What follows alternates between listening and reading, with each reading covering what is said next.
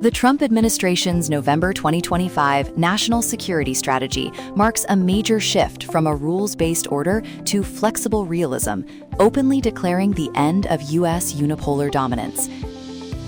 Canada is no longer treated as an equal partner, but as part of America's sphere of influence, expected to support U.S. strategic goals. Washington's leverage over Canada is growing due to geography, economic dependence, and integrated defense structures.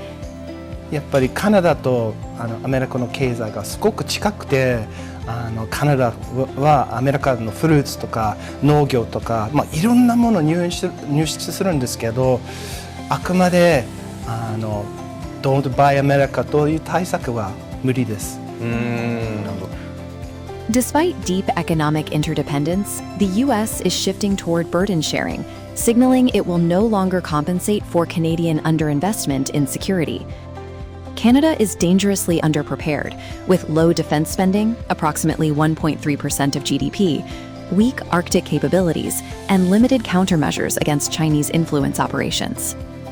According to Stephen Nagy, professor at International Christian University, Canada's realistic path forward is not diversification away from the U.S., but becoming indispensable by securing the Arctic and eliminating foreign influence vulnerabilities.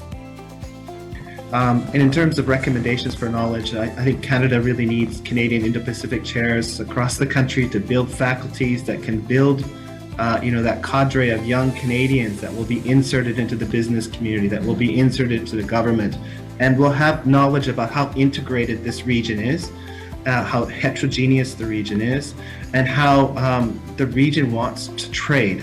And they prioritize trade, and they prioritize a non-zero-sum approach with challenging countries like China. I think that is an important starting point. Branding is another area, and I think that this takes some synergy between the business community and the government. What is Canada? What is our brand? What do we bring to the region? This is a real challenge. When you talk to people within the region, they like Canada. They like to have holidays here, but they don't really know what we produce or what we bring to the region. So I think we need a more effective branding. And the trade missions are great. Minister Ng was just here in Tokyo a few weeks ago. We need more of this. We need more sustained engagement within the region. And I guess the third area is information sharing. And I'm part of our Canadian Chamber of Commerce here in Japan, and we host something called the Canadian Chambers of the Asia Pacific, where we get together every month and we share information about the region. And one of the things that we've been talking about a lot recently is support through the Canadian Indo-Pacific strategy for chambers of commerce within the region. The challenge here is that the chambers represent their members. They don't represent the Canadian government or the Canadian Indo-Pacific strategy.